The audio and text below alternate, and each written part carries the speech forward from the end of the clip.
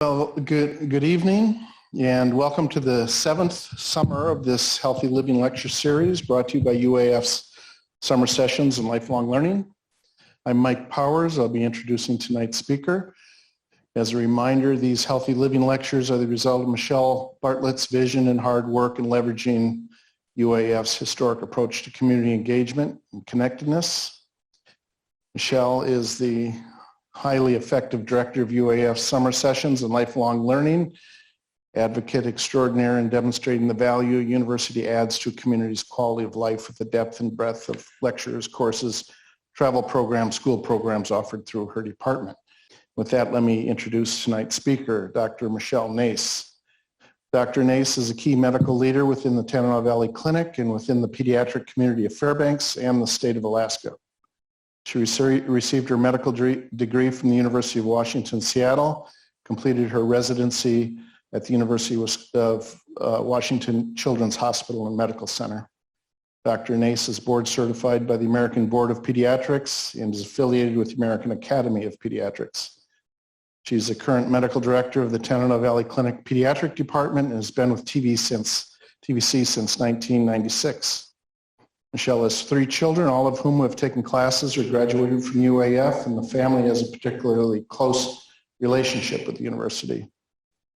In addition to her clinical skills and highly engaged community focus, especially as a ubiquitous presence in Fairbanks with Dr. Mark Simon related to the community's COVID response, in my 30-plus years experience working at Fairbanks Memorial Hospital and Tanana Valley Clinic, Dr. Nace possesses one of the most delightful and disarming senses of humor of any member of the medical community and is a joy to work with. So tonight, Dr. Nace will be presenting lessons learned from COVID-19 2021. Please join me in welcoming Dr. Mishelle Nace to this evening's Healthy Living Lecture. Okay, well, thank you for that introduction. Can you hear me okay? I'm okay on the mic? Okay. So when I was thinking about how to do this lecture and what I wanted to talk about, what I wanted it to be is not a lecture as much as a lessons kind of shared and experience shared. It is just an overview. It doesn't go into all the depth. There's so much more that happened with COVID. But I wanted to gear it towards kind of giving you a look at what we saw from the medical part of it and some experiences we had, as well as kind of talking about some of the lessons when you look back in retrospect of the steps and the things we've been through.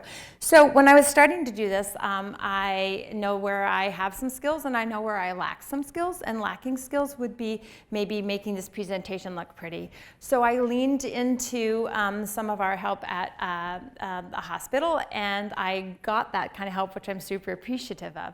When I was doing, and she was trying to understand my concept of COVID-19 and slashed out 20, and 21, when we were talking about it, they also brought up a concept of, well, do you know what COVID stands for? And she looked at me and like, no. And so when she was doing the slide for me, she nicely put up at the top what it stands for, because I didn't realize that that wasn't something that was as common knowledge. So COVID-19, since CO is for corona, the VI is from virus, and D is disease, and 19 is the year that it was identified. And so it gave me one more example of there's some things that become so rote as you get into it that you just know more, that you start talking assuming that other people also know just what you're talking about. And I think that with our experience with COVID-19, we saw that that's not always true. So why listen to a doctor? So as Mike said, humor is important to me. It's one of the ways in which I communicate. Sometimes it is a thing that helps people understand a point better. So you'll notice that there are some things in there, both that are just going to come out of my mouth and also what we see on there. And all in an effort to say, this was a very difficult time, but there were also times in which we were able to utilize humor to help us get through this. So why listen to a doctor? So this slide for you, those that can't see, it's a comic with Dilbert and his dog, Dogbert. It says, why listen to a doctor? And the dog says, they say the best way to manage coronavirus is to spread it to people you dislike. See, the happiness you get from that will boost your immune system. And Dilbert says, maybe I'll get my advice from an actual doctor. And the dog says, yeah, they leave out the good stuff. So I am here to tell you that I have some good stuff. and that you should listen to me because maybe I can help you figure out next time we have a pandemic, you can pick up some of the signs that I did. Like, I knew a pandemic when I went to Fred Meyer's and I saw this. This was before we even had COVID in town, and this is the toilet paper aisle. So we had no toilet paper, and that was a sure sign. So that is what I'm going to look for next time. If I go to aisle 11 and I see there's a problem there, I'm going to be thinking, do we have a pandemic coming? So then when we knew that we did, so this time is the next week after we, from the pediatric standpoint, we knew that we were hearing about it, we heard it about across in this thing in China, but we were able to go, okay, that's over there, because so many things have just been over there in the past. Then we started to hear about it in other places, in other countries. Then we started to hear it in the United States, lower at 48.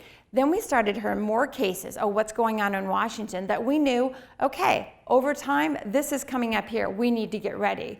So in getting ready, you'll see on the slide, we had, from a pediatric standpoint, we needed to take care of things just right on the ground. Like, what do we do with our waiting room? That waiting room is surrounded by children running around. We had to move furniture and make it socially distanced. We had to make sure we also had appropriate hand washing as well as protection gear for those working there. So there was a lot of work just around in all of them that we had to do to get ready for it. So here on First Care, a lot happened and changed. First Care had been up until that moment an urgent care center where you could go for breaks and illnesses, respiratory conditions all across the board. Because we knew that there would be the pandemic coming with people with symptoms, but also people who still needed their medical care, we divided it up to where if you went to screening and you weren't able to pass screening, so we had screeners out front who would ask you questions about symptoms you had, that if you didn't pass screening and had some concerning symptoms for COVID, we would transition you over to be seen at First Care. Whereas if you passed screening, then we would take care of you in the building, trying to keep one part of the building, part of the area that we could take care of the other conditions while we kept care of those with respiratory symptoms at First Care. Now that had a lot of repercussions for First Care. They were for over a year, everyone just thought of them as COVID Central, and it affected a lot of other things. People with other illnesses then didn't want to come in because they were concerned about going to First Care and getting those kinds of infections. That happened across the boards at other clinics and the emergency room as well. And so we had to work with getting people, because we were giving them alternatives to how we could provide their medical care. So from a pediatric standpoint, as well as the other clinics as well, we did a lot more by telehealth. We would be talking to families about what's going on, how can we help you? But there's only so much you can do with telemedicine. You can't give immunizations, and that is one of the big reasons you go to a pediatric clinic. So what we do here, you'll see in the picture, from the outside, we converted an Arctic entryway into a pediatric immunization zone with a drive-by. So we would have families, after they had the telehealth visit, they would then drive their children by, and they would either get out and come into the Arctic entryway, or we would go out into the car and actually give them the immunizations. And that was in one of our primary steps to be able to help kids. As as it progressed, we had other alterations, but this was what we did in the very beginning to help make it a care for him. We also, have you all heard about PPE? Everybody by now knows PPE, your personal protective equipment.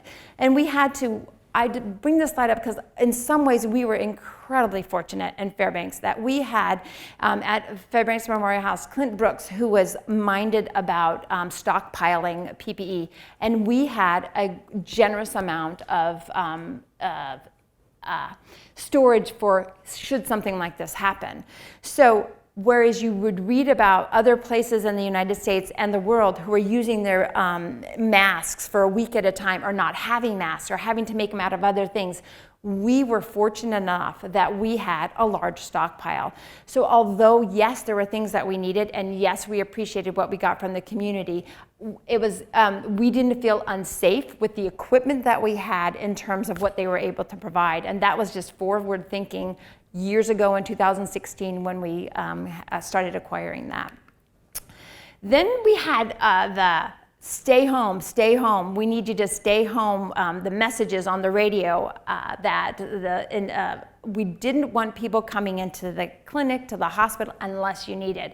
So throughout the pandemic, there were a lot of messages that we said, this, this, and then a little while later we said, no, this, no, what, no, this, and changing what we needed depending on what was going on with the pandemic. And the stay home message was one of them. In the beginning, because what we didn't want is people were worried about what this pandemic could need, what the illness was. So they had any kind of symptoms. They wanted, oh, what's going on? What is this? I need to come in. And so having all those people come in at once, took up the resources as well as the spots for those people who may have needed it for an alternate reason, whether it be from a COVID type symptoms, or I'm having a heart attack, or I have another symptom, or I need to do something screening process that I haven't been able to get in to do. So we had this message out. So a lot of people didn't get the care, the preventative care that we would have hoped they had in that time period. Now, what you'll see next, and we had different ways, because when we had that stay home message, we also didn't have the ability to do the testing. It wasn't available within the United States. You couldn't find adequate testing, and we were not different in that. Sometimes we'd have enough swabs, but we would run out of the viral medium. Sometimes we had the medium, but we didn't have the tubes. Sometimes we didn't have people who could run the tests. And so we didn't have a great source of tests. Initially, what will happen, and this is what you can see from the hospital, they actually set up a tent outside the hospital to do their screening and their testing so that many of them didn't have to go into the hospital themselves. And so you'll see that was outside, and that was in March/April time period that was in. So it was a little chilly, but it kept from having to go in and use the hospital environment for that. And then one of the things that was very helpful was this is with setting up a call center, and with Dr. Simon, who helped orchestrate and get a common answer when you called. So many people just needed information, so they're calling this place or this doctor or that office. And even as medical providers, we didn't have all the answers. So what this was allowed people to do is they knew a number to call, and there were people there at house that had scripts and knew what to say and could answer a good majority of them. And if they couldn't answer, then the phones and the questions could get booted onto someone who might know the answer. So really centralizing, and that number still exists. It was before in a big room in the hospital where we had people volunteering to do it, and now it's a much smaller process because nor are the answers.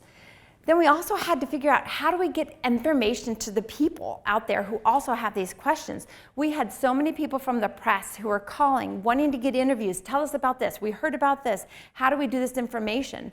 And FMH really stepped forward with how they organized that. And through our public relations department, was able to say, what we need to do is actually have the press come to us and do it on a regular basis, as opposed to you do this story, you do that story. So what was set up in daily, and we did this for weeks, that we would have a press conference using, and you can see on that there that the mayor is on the one on there.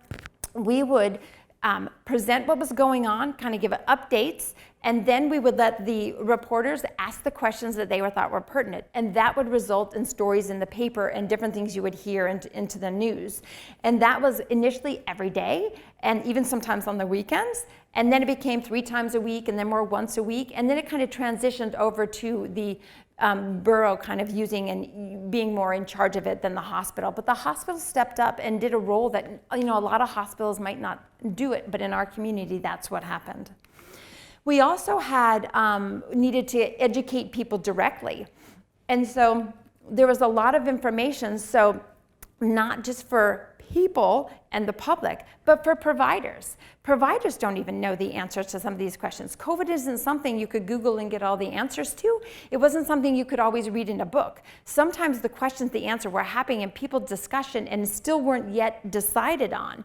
And so to be able to give providers a resource and education so that we could all be on this common ground and help educate the public. So there was a lot of meetings that we have for providers, not only for them, but that we also attended, that people from the state could help educate us. So that is one thing that also we saw come from the pandemic, is the amount of communication that we could do on Zoom and get information without having to wait for the book to be published or for it to come out in a paper was very helpful.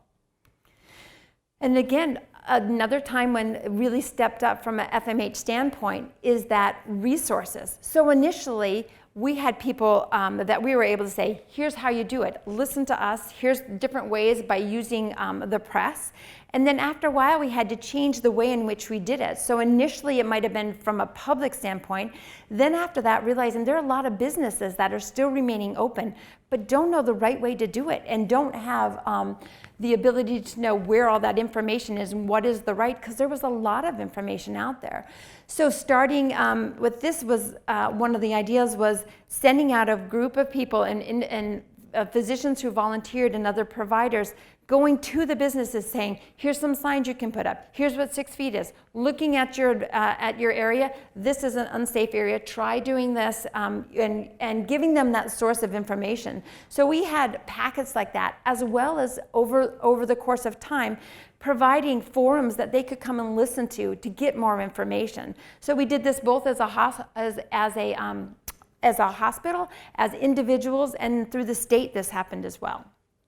So when we initially started testing and we did it in the hospital, we were able to expand that over time. And this is showing how in that bottom picture is the picture of the old bank on Noble Street and 9th Avenue that we're able to convert over to do a drive-through testing. And you can see with the truck and having people go out there, you didn't have to go through as much PPE. You were able to keep the people in their car and you were able to test and have them go through. And then inside the bank became the call center that we used that people could call and get information. And that was one of the things that kind of happened over time that we were able to establish and had to stand up immediately. And setting up something like this, it's again, not something we relied on, okay, who had this before us? Okay, it was in Washington before. Hey, Washington, State of Washington, University of Washington, do you have some protocols you can send us? Show us how you did this. What do you need to have these? We got a lot of information by picking up the phone, getting protocols, and using our colleagues who have went through this just a couple weeks before we were going to, and getting their information. Again with testing, so now we had the bank. There were also times that we had mobile testing, that we wanted to go and be able to test that populations that might not find their way to the clinic or to the hospital. So here's an example of using one of the vans and having providers go out there and finding people who it would benefit from being tested. So some of the homeless camps, the bread line, different places that we knew there would be people there who were willing to be tested to make sure and help screen them to see if we could help slow the pandemic down. And then over time, the state of Alaska were able to get contractors to come in. And initially, you heard a lot about it's a beacon test or it's at Beacon and different places you could go. And now you hear about Capstone, and they're available. So these are ones that are sponsored by the state to be able to go and get tested for free, get your information back, and to be able to help identify where illness might be so that we could help control the pandemic. So, testing's there. Meanwhile, life with the pandemic goes on. So what happens in the pandemic? We had kids doing school online. We had masks of all different colors and shapes. We had Zoom meetings. We had information. And my gosh, on the internet, there was so much bread that was made. Lots of bread recipes and people talking about how much it helped to make bread. So then vaccines are here. Now that took a while, of course. That was last Christmas. With that came another flurry of busyness. So we had the flurriness of getting tested, the flurriness of getting ready for COVID. This was another flurry that took a lot of time and then figuring out how to do it. Hey, the vaccines are coming. And so initially it was healthcare providers and expanded that out into the public. And then picture on the top you can see, and some of you were there, at the Carlson Center. So having to figure all that out and make it happen was such a game changer for the pandemic. The vaccines are our way out of this pandemic. And so being able to have that as a tool was an amazing thing. But you know, I was out there and I thought, this is amazing, and I am so excited about vaccine. Learned that not everybody had that same excitement about vaccines. That was really a challenge. And so that's where this guy helps out. So I'm just gonna put him right here to help inspire. This is Dr. Fauci. So he's gonna help us. And he was a great spokesman. I mean, how many people knew this guy before this all happened? We didn't know he is. Now he's like a common name, that Dr. Fauci. And he was an incredible leader from a public health standpoint for us to get information for and to be able to rely on. So after vaccines, vaccines came and we were able to start that. A little while later, vaccines for kids down to age 12. And so how do you get 12-year-olds and older to then? You offer them ice cream. And so there were lots of different techniques. You saw balloons and you saw frisbees, you saw bracelets, sunglasses, getting people into saying, come on in, this is a good thing, talk your friends into it, trying to have them talk others into it. And we had the same thing as with the adults. At the beginning, it was like, we have limited vaccine and all these arms. I want it. How do I get it? Okay, you call that one, you go by there. Oh, you have extra, I'll take it. So we had all these arms and just such a limited amount of vaccine. And then over time, we started to meet the need. And now we have all these vaccines and a limited amount of arms that are willing to put them out and get them.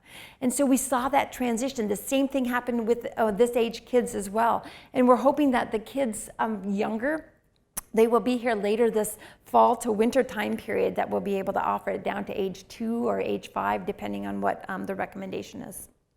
So I want to transition. That's kind of this giving you the brief update. It's not comprehensive. There's so much that went on, but that's kind of what we went through in that time period and the things that we had to do. And through that process, there were some lessons that learned, shared, and I just wanted to go through a couple of them and have that in your brain and see if some of them resonate with you and if you notice some of them or not. So these are some different words that I chose that kind of describe that I could go, oh yeah, that was part of my pandemic experience. And some of them might resonate with you and some of them might not. But I'm going to start first with human connection. So one of the things that the pandemic did for so many people is really honed in on the amazing importance of human connection, that we need other people. And this, what does the pandemic say? Socially distance yourself. You need to stay home. You need to isolate. You need to quarantine. All on this backdrop of, oh, by the way, there's this deadly virus coming and it might kill you or your friend or your grandma or maybe even your kids. We don't actually know. So that part of all that led to some scary times for people of not knowing what's next. It exacerbated that feeling of isolation. Not only do you have these feelings that you don't have those people and those close contacts that normally you might get, like a hug here, a maskless smile, a patting, a reassurance, chats as you walk by people in the hallway. Those things didn't happen because you were at home. And so some of those things really brought home the power of connection, of being able to leave your house and see other people besides your family. And so that interaction, that feeling of belonging is like the purpose of human existence. And without that, you don't have that, I am valued, you are valued, we are valued. And without that human connection, it is really a difficult time. So there's some things that we did in our family that helped that. And I'm not going to show them all, but I'm going to show you one that really stood out. So in the pandemic, when it first came, of course, it was a little more concerning for people of a more advanced age. And so there we had a lot of parents, and I have a mother who is in her 70s, and I didn't want her anywhere near anyone. Protective of that, well, get your groceries, we need you to stay home. Well, probably about after 2 months of that, that was probably a little hard to do. And you know what happened 2 months after our pandemic? Came Mother's Day. So there was a creative way that we found that we could help with this pandemic. It wasn't quite human touch, but it was darn close. It was called Grandma in a Bag. So we put our grandma in a bag and we allowed her to go up and get a big old hug from her grandkids. I only am showing you one picture, but we went through all of us. Grandma stayed in the bag. There's air at the bottom. Of course, I couldn't recommendation. Who's going to take the recommendation from a pediatrician? Just put your people in a bag. It's not going to go over well. But that is exactly what we did with our grandma, and we came the closest to human touch that we could.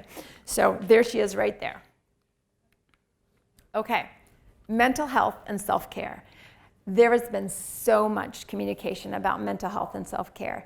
The number of people are now experiencing anxiety and depression has gone, both from a national standpoint and even locally in the studies that have been done, showing from a state perspective, this is just a bigger problem than it was a year ago.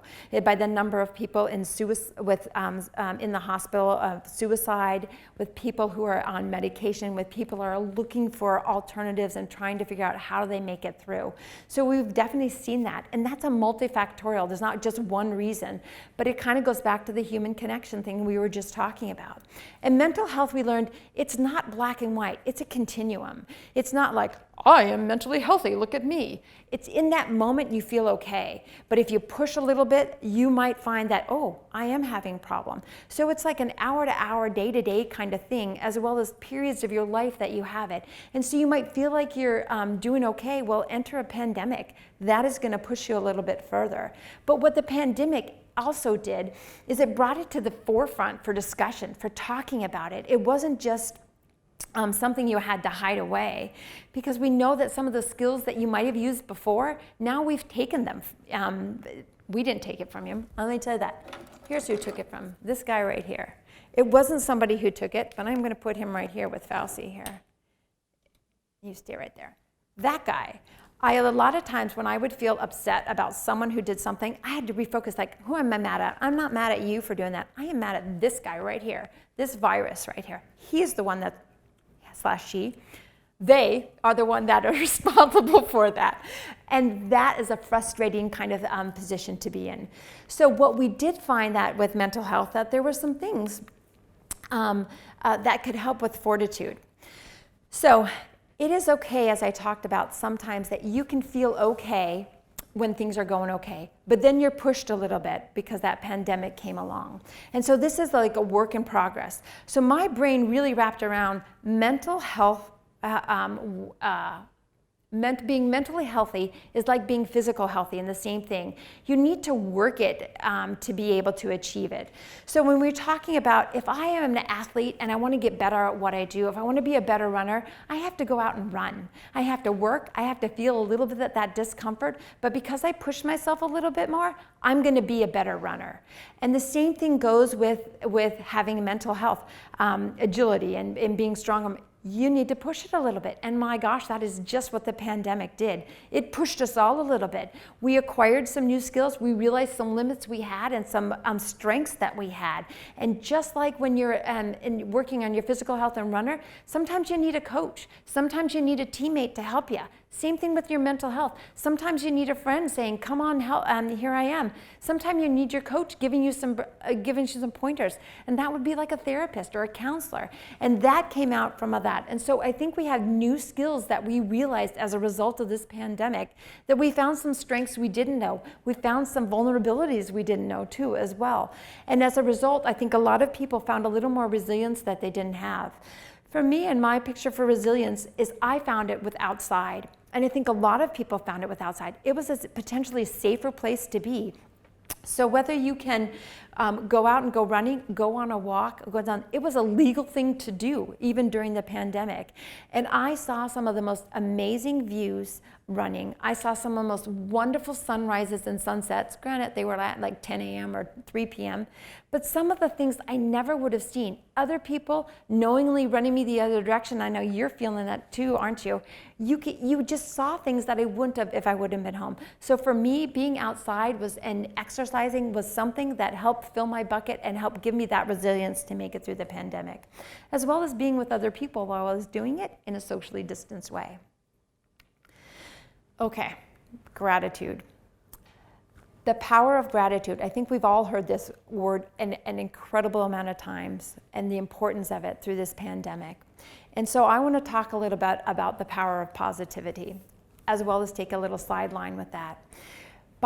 Gratitude is realizing in the moment and accepting and finding joy in what you're doing right there. Finding reasons to be thankful for where you are, what you're doing right in that moment. And not every moment do I have gratitude, but I search out for it and want to experience it. And the reason is that by having those and recognizing those moments, you are better able to see those moments in the future. You're better able to recognize, hey, this life isn't so bad right now. And I'm going to give you the opposite. If you ever had what you would call like a bad morning, so you get up, oops, you overslept by half an hour. So you get in the car and you can't find a parking spot, so you had to park way further away. And so you get in there and the person you're supposed to meet isn't even there, and it's just annoying because they're not even there. And that can make your whole day and just go, okay, I had an awful morning. Or you could go, oh wow, I got an extra half hour of sleep this morning. Oh wow, when I was parking further away, so it took me longer to walk, I got there before, and she didn't even notice I was late. That's awesome. This is the best day ever. And I'm not saying I wake up and do that every day, but it is a matter of perspective, how we look at some things. And so you'll hear people talk about the gratitude journal, this big movement of writing 3 things that you find you're grateful for, that you have gratitude for each day. And I did that through the pandemic. Not every day, but I tried to. And putting in there what I'm grateful for. And what it is, you can see studies that support this, and I can personally say, oh yeah, when you know you need to write down those 3 things, you look for them. And when you look for them, you find them. And so I'm going to take a side note of this last word up there called polyops epiphany. I'm going to bet it's a word that most of you have not heard of. Maybe you have. But most people probably haven't, because it came as a product of years in thinking. Polyops epiphany works. And here's what this word means. Poly means many. Obs means to observe, see, watch, perceive. And epiphany is sudden insight. So if you put it all together, you have many, observation, and epiphany. So this word explains to, an example would be like, I'm going to use an example for when I was pregnant. When I was pregnant, I saw so many people who were pregnant. I just could see you're looking for them and you saw them. When I got a new blue car, an Escape, oh my gosh, there are so many blue Escapes in town. You just saw them all over the place. When something is on your mind, for some reason, you see it more. So polyops epiphany is that word that says, if you look for it, because you're aware of it, you're going to find it more. And so that is what I do with gratitude, and that's what gratitude can do. If you are looking for it because you're in a gratitude mode, you are going to find more gratitude moments out there, and it's going to help be a filter of this is a positive. So all those other words there, that is the process that I, with my family and friends, over time had to figure out how to come up with this word. Because what's that word for when you start seeing something and then you see a whole bunch of it and there's no English word for it? So I did what anybody would do. I created a word for it. So this is at first we had it called new onset commonality hyper-awareness, but we thought that sounded more like a diagnosis you would give someone. So we finally went through all the different ways of talking it and came up with polyops epiphany, and it just rolls off the tongue now. So if you can find a way to make this a real word, I think it would solve a lot of problems for people to say, what is that word for when you see something and you start seeing it more? This is it, polyops epiphany. You're here right here first. So now you can go spread that word out. I give you permission to share it. So, kindness. So this is another thing that came out. There is a lot of yuck that came out with COVID. Absolutely, a lot of it. But you know what? There also was a lot of kindness. And just saying that word, kindness is just a great word. When you say kindness, it's just a sweet word. And there was so much of it that just said, you know what? There is goodness in people. There is goodness in humanity. It was there, even though there was a lot of things that were rather difficult to go through. And it was amplified in our crisis. And what I found out is that we, from the medical standpoint, we attracted this and it multiplied. People from the community were so supportive and did so many things of what can we do to help? Neighbors helping neighbors, elderly, healthcare professionals. We saw so many kindness, and I felt like acts of kindness are like mental health vitamins that help both the person handing the vitamin and taking the vitamin. By doing kindness, you not only help that person who's receiving it, it helps you too. You feel better knowing you're doing it. And it's just like the ultimate superpower of being able to be kind. And I just chose a couple examples of it. And the first one was going to be the mask making that we had. When we first came out and we knew all over this nation there was mask shortage, we had people who stepped up to the plate and made so many. This right here, Lori Gibertoni, one of our nurses who's been there for 40 years, and sewers, they made almost 15,000 medical masks for it to be used. They were helped by other places where putting them in little bags, making a video over in that video right there for YouTube. It had 1,000 views in the first week was put up of how to make a mask. And they were sterilized at FHP. We had IBEW who helped put them together. We had all these seamstresses busy making this so that we would not run out and they could be shared with the public. That gown right there that you see, that is bed sheets from the hotels that they donated to make into gowns, because we knew there was a gown shortage as well. And they donated them. The seamstress went to town and made gowns for people to be able to wear and still take care of people. Another kindness is what we saw from outside. The signs that came, the people that put supporting Fairbanks, supporting their healthcare workers, supporting the nurses. We had donations of food. We had gift certificates. There was so much kindness that people just wanted to share, wanted to be part of it, wanted to help. One of my memories also when at the very beginning, when the days were really long and trying to get things prepared, and I don't know if you remember, we had that freak snowstorm in April of that year, and I came home up the hill and I'm like, oh my gosh, I can't even get there. And at that point, I think there might have been tears involved, that I was just, I can't do one more thing, now I have to plow my driveway. And I picked up and I called my best friend, and in a moment, she was there with her teenage daughter, and the three of us were shoveling till midnight, and we got it done. And it made that end of that evening, oh my gosh, that is so amazing. And that doesn't happen. Normally, I don't call people at midnight saying, what am I going to do? And have them come over, which must us a teenager who helped. And that was just one of those acts of kindness that made a positive in my mind. Okay. So I kind of have to talk about this one too. Creativity and humor. That is how I get through my life, and that is how a lot of it. And it's not just my creativity and humor, it's other people's around me. The act of sharing and being creative, the pandemic helped me better understand that creativity is not something that I get to do if I figure out all my other stuff, then I can go and do something creative. It's something that I need to do, and I have the right to do, and I should do on a regular basis and make it a priority.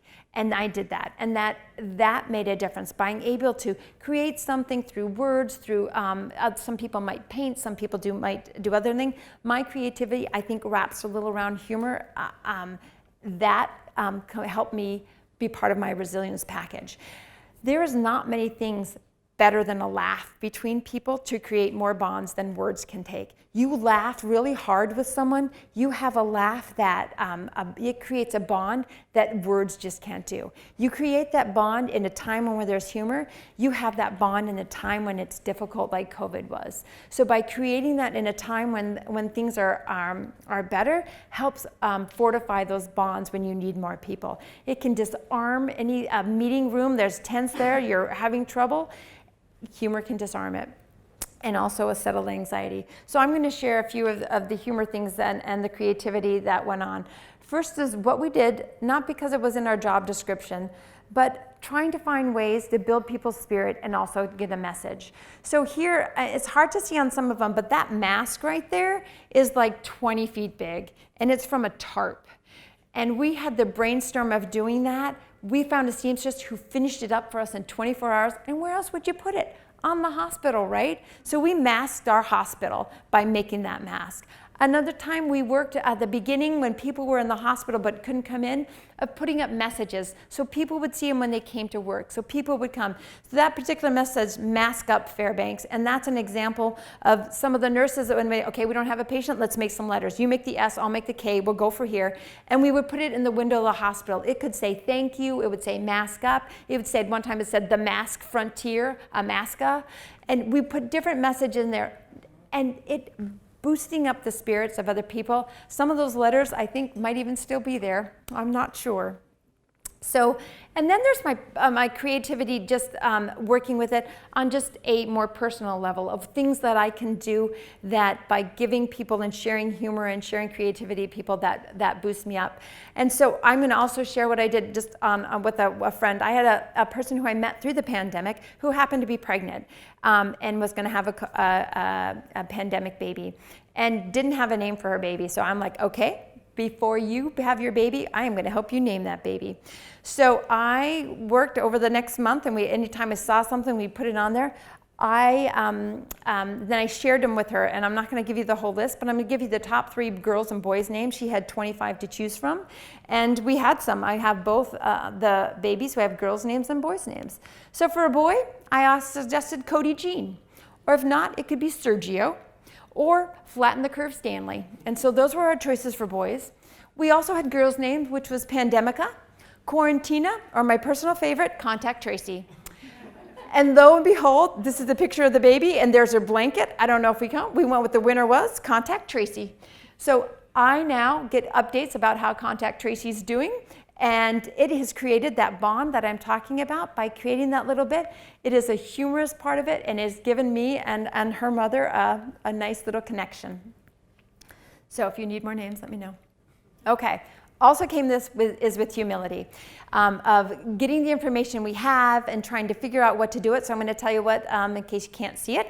This is the screen, a Zoom meeting, talking to Dilbert saying, is this data accurate? And the reply is, you don't go to war with the data you need, you go with the war with the data you have.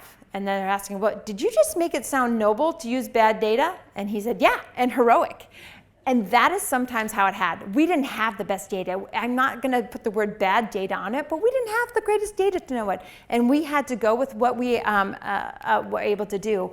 We had this virus who was more powerful and knew more things about itself than we did. And we had to have a crash course. Even as providers and doctors, we didn't know what this stuff was. We didn't know exactly what it is. How are we to know that, oh, by this virus, it's also going to take away some senses of smell? I mean, how could we have predicted that? So we have to follow, wait for the science, wait for the evidence. But in the time while you're waiting, you also have to make some really pragmatic decisions. So you might find saying, okay, hey, we're going to do this. Hey, you don't wear masks. Don't wear masks. Save them from medical people. Don't put a mask. It won't make a difference. By wearing a mask, you're taking away from a medical person. Hey, wear a mask. You need it to save yourself and to save others. We had to change by new information that came through. And sometimes, before even people heard the last news, we were already changing it. And we know that competence builds trust. And what this sometimes is, like, people were like, what are you telling us to do? You just told us to do this. Now you're telling us to do this. And I learned the valuable word of saying, I don't know the answer to that, but I am going to look and figure that out. And I'm going to try to find the answer. Also using the words, at this moment in time, this is the recommendation. That could change. We also put dates on everything we did. So we could say, that was the recommendation on March 7th. And they got to a point, the reason I say with the pandemic, how I used to say, oh my gosh, that was so, 1990. We'd say like, that's so 2 o'clock. We're not doing that anymore. And so through that, you had to use the humility that you didn't know the answers and you needed to find them. Also learn that words matter. So here's Dilbert again, love him and his masks. So we have, and it says on there, our a PR person who said, hey, I hired a science explainer for our meetings. And to the CEO says, yep, she'll interrupt us every 10 minutes to explain in a condescending way how science works. And the guy says, well, do we need that? No, it's just something we do. And sometimes that kind of thing and that kind of attitude did happen. So what the words that you use can make a difference. So if I walked in there using judgmental words like, seriously, you're not going to get vaccinated, is different than say, hey, do you have any questions about vaccines? That is a different statement, and by using those words can change a person's opinion and a person's willingness to talk about that conversation. Meeting people where they are, you can't just walk in there and say, assume this is the reason they don't want to be vaccinated. You need to understand. You need to understand where they're coming from. So this was an exercise in lacing up empathy shoes, walking in their shoes, trying to understand where they come from, and hoping that by you walking with them, they'll walk with you to perhaps get a vaccine, but because they chose to do it, not because you're pushing them to get it. To presume positive intent, this sometimes is a real struggle because there's a lot of polarity that happened as a result of the pandemic. And one of the things that I learned also working with the school district is that sometimes it's hard to presume positive intent. There were comments made about Dr. Nace of, why is Dr. Nace trying to hurt our children? Dr. Nace, do you think that depriving children of oxygen is what we should be doing? Dr. Nace, your recommendation of that is hurting kids as they breathe in their oxygen. You're depriving them. And for me as a pediatrician, hey, what's my goal in life? It's to help kids. That's not. I had to back up and go, okay, what I'm seeing, our common ground is that we both care about kids. We both want to make sure they're okay. Their path is different than mine, their thought process, but how can I show them respect and listen to them so that hopefully in return, they'll do it for me, and maybe I've moved the lever just a little bit.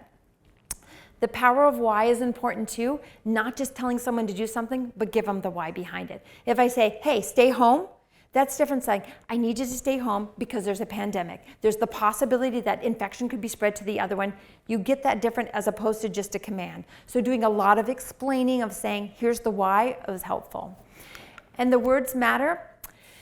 This pandemic was also a magnifier of things that was going on, and I wanted to take a moment about health disparities and talking about equality versus equity. This schematic does a great job of explaining, because sometimes it's not completely clear.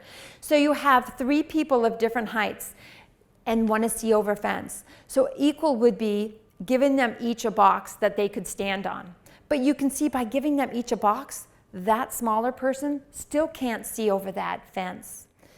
Equity would be taking the 3 boxes and figuring out how do we make them end up at equal. And that would be one person doesn't need a box. That person needs a box, and that person needs 2 boxes. And the beautiful thing that would be justice is if we didn't have a fence there in the first place. And these are goals in which to work for. So the health disparities, when you first came down, COVID brought out the social and racial injustice and inequities that existed. And they did it from a health standpoint. Remember hearing that, why is this virus unfairly or why is there a disparity between how many people of Afro-American descent versus how many Hispanics versus how many Caucasians? And people are thinking, like, what is it genetically that is in people who have darker skin that they just can't fight off this virus? And the answer and the different reasons for that, again, multifactorial, but it's really unaffected by their social determinants of health. That means, who are the people that when we needed the world still going on, that were essential workers? Who are those people? They were people largely that might have had blue-collar jobs who couldn't do their job from home. And there is an unequal number of different minorities who might work their job, so they were exposed to it more. There are also people who may not have had access to health care, so their illness might have gotten more severe. They also might have had past history of not having good experience in their healthcare experience, that they didn't want to get the healthcare. So there was a lot of different reasons why that might happen. You can also look at the different places where they work, where they play, where they learn, and there were inequities in that as well. And if you put that all together, it doesn't put them on the same playing field as some other people.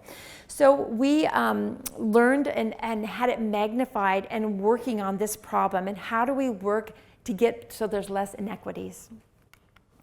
So the last thing is collaborations and partnerships, and this is a standout. There's so many new relationships that occurred as a result of this, both vertical and horizontal, and what I mean is relationships between, say, me and peers, or our clinic and other clinics, as well as our clinic and the state, as well as our clinic and the patients there. A lot of new relationships that happened, our relationship with public health, that never would be have had happened if we didn't have COVID. But it took a lot of navigating to avoid stepping on toes. Whose lane is this? Whose lane is that? I don't know, but I'm taking it because something needs to be done. You saw a lot of that, and in that process, there were people's toes that got stepped on, there were balls that got dropped, and there were relationships that were made that made this even better. It really helped us understand the importance of a strong public health system, and one we want to work towards. So the new bridges and collaborations I wanted to share are relationships that developed as a result of COVID. So when I was doing with the school district, at the end of every meeting we would go around and say, okay, I need a COVID win from everybody, and they would share their COVID win from that week to end the meeting on the positive. So I want to share some positive of the COVID wins that I have. And these collaborative partnerships are these people. These are 4 people who I knew a little bit or maybe didn't know at all, and as a result of my pandemic experience, I now have 4 other people that I can turn to, get information from, can help me, who I can help, and made bonds. And this never would have happened in any way, shape, or form if COVID hadn't happened. And they were people who helped ease my way, who allowed me to help ease their way, who we accomplished goals together, and for that, I am super grateful. So does that mean that the pandemic is over? And I'm here to say the pandemic is not over. There are things that are improved, like say this aisle, this is a month later. Aisle 11 is now rolling it, same aisle at Fred Meyer's, and for that I'm grateful. But this is still a work in progress. There might be other times when there are things missing from that aisle. And I think now is the time that we want to make sure that those around us are feeling comfortable, are thinking about some of those words that we went through, how can you share that with other people? And so that our post-pandemic world is even better than our pre-pandemic world. Thank you. So I have a question about masking, and I'm wondering, with the virus starting to spread again, if you've been vaccinated, do you recommend masking while you're in public? So that's a great question. And how many times have you heard that word? That's a great question. That's us taking a little time to be able to think, to get the answer, so we can answer a question appropriately. So you're saying, do I now wear a mask in public? Is that what you're saying? So I am relying on guidance that we have, again, from the CDC, from the state, to help us with the next steps. So you'll find that it's different in different states and different locations. Right now, our city has a rather a lower incidence of COVID than we've had in a while. And so it's given me a little more confidence. But if I was in a place where there were a lot of people who weren't masked, then I would wear one. But in this environment, I know that I'm vaccinated.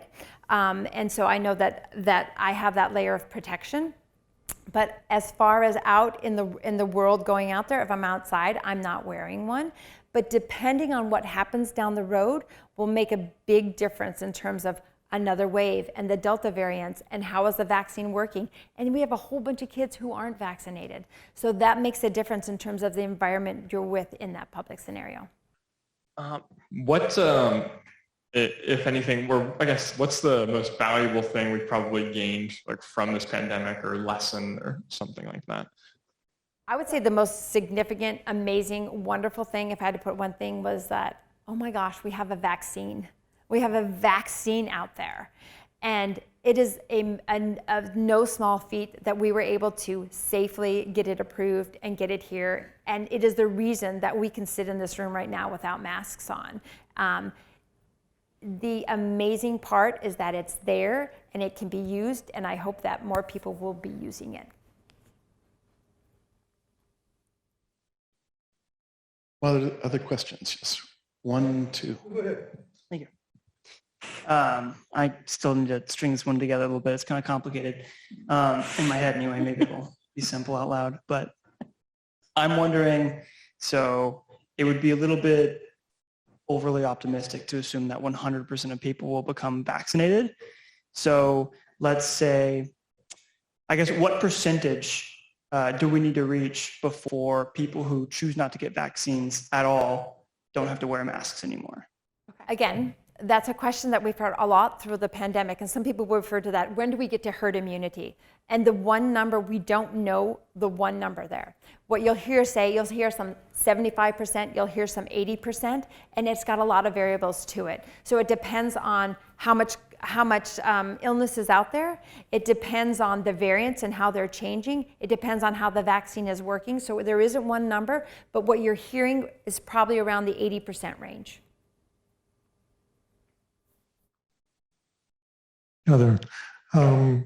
Except that we're in Fairbanks in the United States, and although a few months ago I didn't have much confidence that we would catch up or get where we are, I'm really impressed that the vaccines worked and the turnaround, and a lot of people are taking it seriously. However, there are a lot of countries that have vaccinated no one, and I watched the numbers early on, and I could tell that Russia and India weren't counting as the president said here, don't count it, you're just going to find sick people. One thing that I'm really glad vaccines work so well, but the other thing that's missing that I was well aware of a year ago in my simplicity, we need to test often, it needs to be free. And I mentioned Michael Mina, epidemiologist at Harvard. He wrote in New York Times, July 1st last year, about a saliva test that was available then, that I have not seen. It's a 15-minute test. So in addition to the vaccine, because there's plenty of time for variants to come along and get really serious before this is over in other places. And as we've seen, a variant could pop up here, and 83% of the cases in the United States are Delta, are the new variant already. Mm-hmm. So why aren't we seeing free test twice a week, saliva test? They could be produced at $1 a piece. every student should be tested twice a week for their sake. And my concern, I would rather die than give it to somebody else. Where's the test? I mean, to me, this was redundant a year ago, and I'm just a guy. But you're the real stuff. I'm talking about this. Where's the test? And what do we have to do for all of us to be tested twice a week, or just boom, 15 minutes? Okay, here's the hard part. Stay home until you're not contagious. Gosh. So if the question being, where are the saliva tests that we could do, easy tests that we could do at home? Or breathalyzer. One thing that you have to have with one of those tests is people willing to do them as well. And so we need people on board to be able to do this. We do have testing. Right now, the school district does have tests that are available at the school that they're using that are 20-minute tests that they can do. We do have that to some capacity. But trying to navigate between people who want it and don't want it, trying to navigate what do you do with the results in terms of positive and negative, they need to be verified. There's a lot of work that goes into that. And so I don't have the answer of where that saliva test is. And I think it's more a bigger question that you have of why aren't we doing that, is that we need people to say and consent and say, yeah, let's do that. And not everybody's on that same page. Other questions? It brings us to the top of the hour. So on behalf of Summer Sessions, a big hand for Dr. Mishelle.